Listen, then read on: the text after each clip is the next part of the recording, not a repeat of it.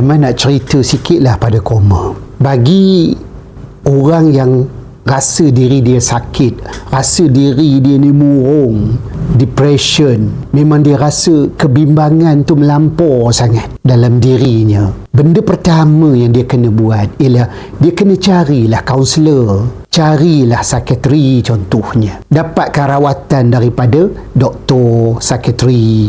Dan apabila dia pergi kepada kaunselor psikiatri ni, perkara pertama pula yang dia kena buat ialah dia kena buka pintu penyembuhan tu. Maksudnya dia mesti ada rasa mahu nak menerima penyembuhan.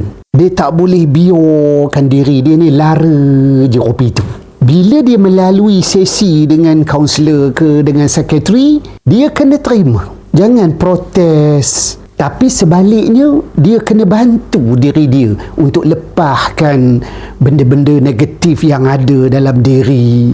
Buangkanlah sifat-sifat yang banyak menyalahkan diri sendiri, menyalahkan orang lain. Jangan asyik nak lihat keburukan aja dalam diri. Tapi cuba bersyukur. Lihat nikmat-nikmat yang kita dah terima sebelum ini. Lihat anugerah-anugerah yang kita dah terima sebelum ini.